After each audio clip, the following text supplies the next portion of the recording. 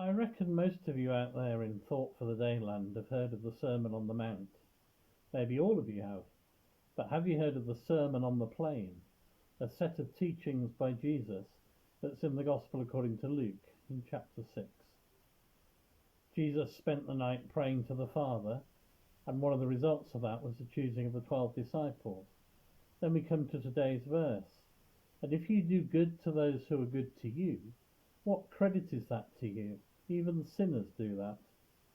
In other words, we often have a circle of friends or nice folks, familiar folks, who we associate with. Jesus reminds us that even sinners have that kind of circle and are nice to people who fit into their friendship group. But Jesus' disciples, those children of God, open their circles to folks other than their close friends. Why? Well, it's because we're called to be redemptive, to make a difference in the lives of others, in the present and for eternity.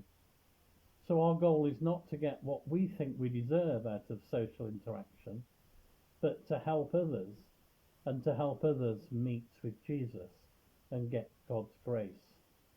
Going above and beyond changes everything. In this verse and the surrounding ones, Jesus taught about the character of citizens of his kingdom.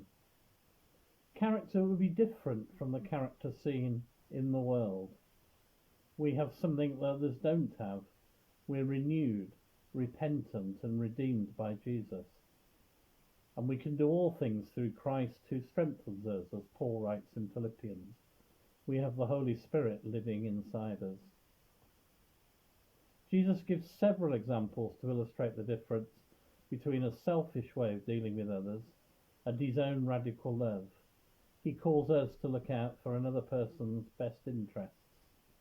Unselfish serving love is what's being illustrated. Self-love seeks repayment, the sooner the better. Jesus' love seeks no repayment. My prayer today is that we may have the courage to extend our kindness outside our comfort zone so that others can revel in the grace of God.